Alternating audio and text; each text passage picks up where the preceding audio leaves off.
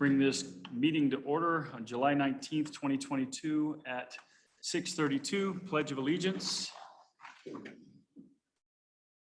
I pledge allegiance to the flag of the United States of America and to the republic for which it stands, one nation, under God, indivisible, with liberty and justice for all.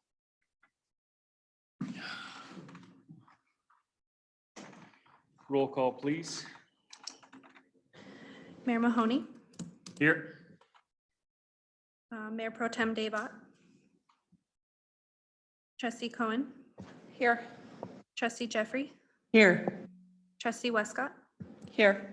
Trustee White, Here.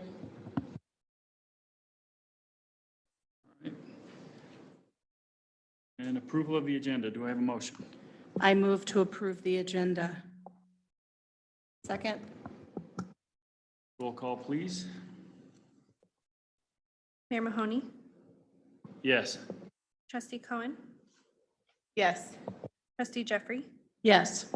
Trustee Westcott, Yes. Trustee White, Yes. And motion carries. All right, public comments. First up, we'll have United Power come on up. Please introduce yourselves.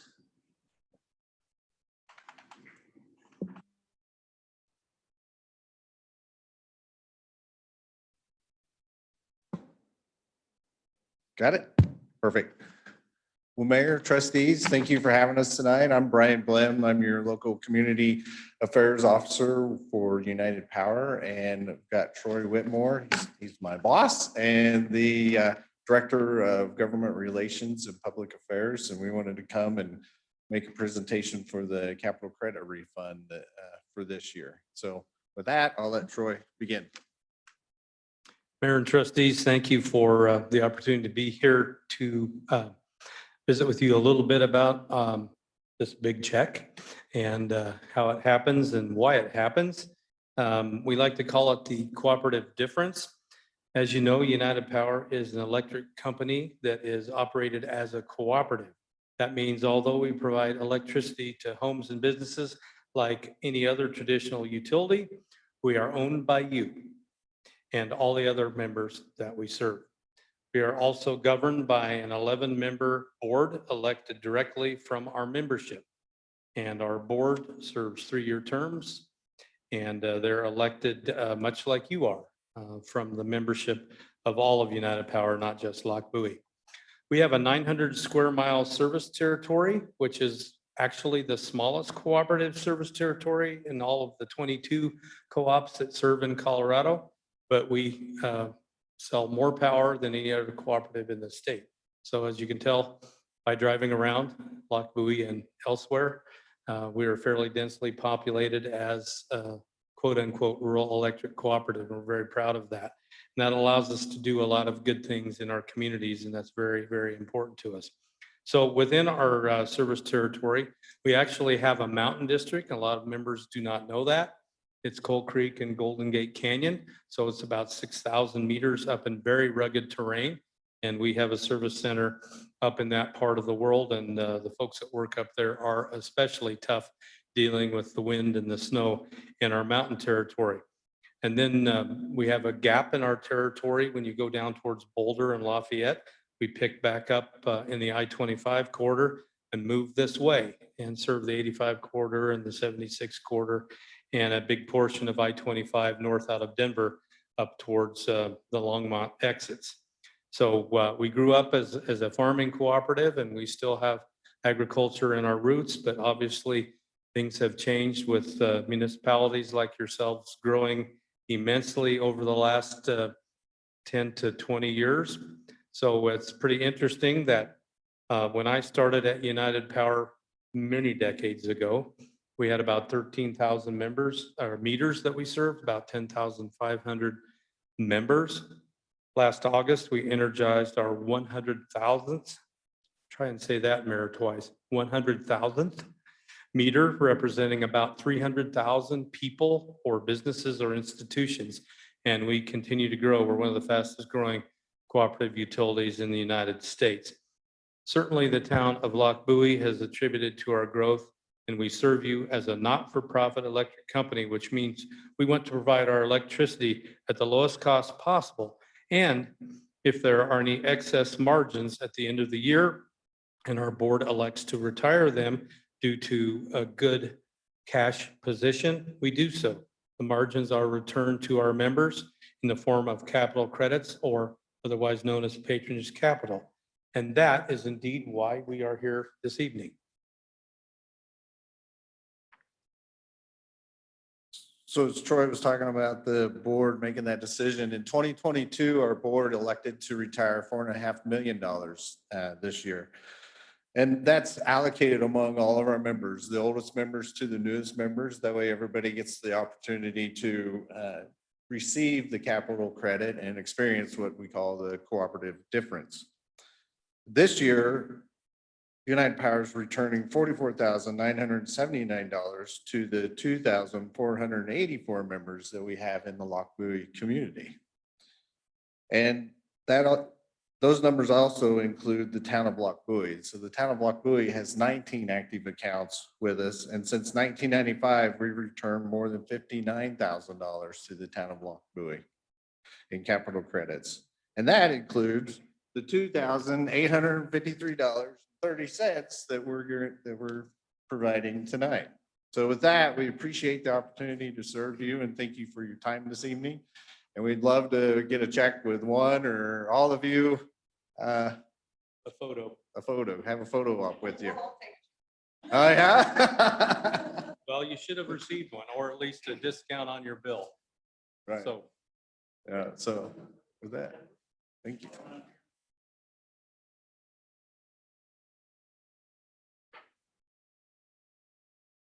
and your manager has a history of attempting to cash these large checks. And that doesn't work out, but he indeed has the real check. So be assured, he got that earlier this evening. Chief, would you mind taking the photo? Okay. Well, And they can compare. Who's better?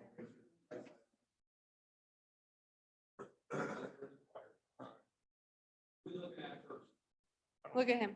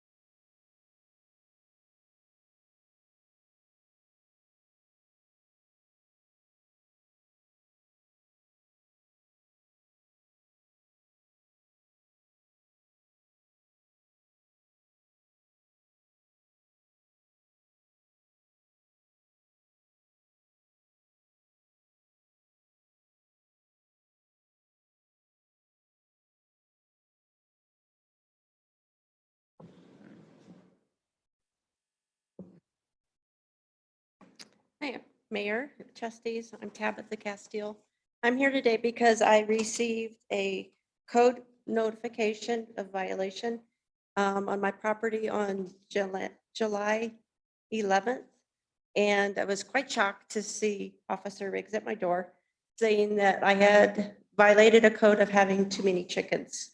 I live in the farms, and as long as I can remember, we are allowed to have a number of poultry of many different types and chickens, including roosters there.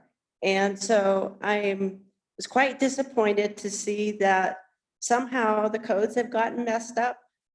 And I've been assured that those would be fixed. And I'm going to hold you to those promises that have been made, that this problem will get fixed, that our codes will go back to the way they were correctly written. And so I'm just here to voice my disapproval of that they were even messed up in the first place. We trusted you, and we're very disappointed. Thank you. Thank you. Robert Castile? Or, yeah, Roger, I mean, Robert. Oh, I called you Robert. That's all right. People call me Robert. They call me all kinds of things. But I've been a real estate agent here in the Brighton area for almost 30 years. I've been selling real estate in Lockwood Farms ever since I started. And Lockwood Farms has always been a community where it was horse properties, and we sold them as horse properties. We also sold them as properties that you could have other types of livestock and chickens and whatever else. I was totally shocked when we received a notice of violation that we were in violation because we could only have 6 chickens. So I've been informed that you're working on that and that you're going to correct those ordinances that were placed on Lockwood Farms. And I'm here and we're going to try and make sure that that happens. So thank you. Thank you, Roger. Can you? Does someone turn his mic off? Thank you. Okay, I'm just going to make a quick comment on that as well. I too moved into the farms with the same thoughts and thought we still had that same direction, but something was missed, something got convoluted, and the board is going to address it, most definitely. So thank you. All right, with that, we'll move on to the consent agenda. Mayor, Yes. I'm sorry. May I ask, just so staff can get some direction, when we're going to discuss the issue of chickens in the rural residential zone district and what the board would like to do about that? Okay, yeah, well, my stance is I'd like to see it come before the board at the next meeting for sure. So maybe I can just give a little bit of background. I had sent an Go email ahead. out to the whole board on this. And just giving you sort of the history of chickens, if you will, in the town of Lochbuie. It was historically true that in the farms, which is the rural residential district in the town, there was chickens were allowed up to 15 and roosters were allowed, and there was additional livestock allowances in the farms. When the town adopted an ordinance 2017, I believe, to address backyard chickens, it was really addressing backyard chickens. I think the intent of the board at the time was to address backyard chickens in more what we consider the suburban residential neighborhoods in the community, the single family neighborhoods in the community. But the way the ordinance was written was that the backyard chicken ordinance applied to all zone districts except the agricultural zone district. And we have very little, if any, agricultural land in town. So that was all fine because at the time we were working on an old land development code, which set out zoning standards. But since, and similar, around that same time, we adopted a new land development code. And in adopting the new land development code, the standards for rural residential were in there, like every zone district, but it did not repeat the livestock and fowl and other animal requirements related to the rural residential zone where the farms are. So I guess the question I have on the table for the board is it the board's intent to ask or consensus to direct staff to bring forward another ordinance that basically restores to the rural residential zone districts in the town the same standards for livestock and fowl as have been in place until 2017? That would definitely be my intention. I agree. Yes, me as well. I'd just like to see what it said before the changes were made in 2017 so that I have a clear picture.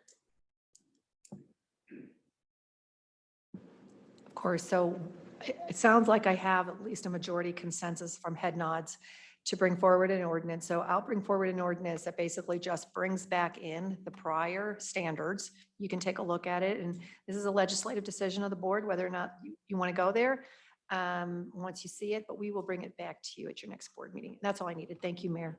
All right, thank you. Thank you for explaining. And we should have that in there as well. Okay. All right. All right, with that, we'll move on to the consent agenda. There's the payment approval report in the amount of $251,626 and 50, or $251,626.54, as well as the July 5th, 2022 minutes and resolution 2022-13, as well as resolution 2022-14. Do I have a motion? I move to approve the consent agenda. Second. Motion is second. Roll call, please. Trustee Jeffrey, Yes. Mayor Mahoney, Yes. Trustee Cohen, Yes. Trustee White, Yes. Trustee Westcott, Yes. And motion carries. All right, the next item is presentation. Mr. McBroom. Mayor, may we take a short recess? We're having some technical difficulties tonight, and the way the TVs are behaving currently, we're not able to show the presentations that we have on the agenda tonight on the screen. If we could take a few minutes, we'd like to see if we can fix that. I know you have the presentations in your packets, but those in the audience won't be able to see the presentation unless we could try to solve this glitch. Okay, the time is now 6:48 and we will take a 5-10 minute break.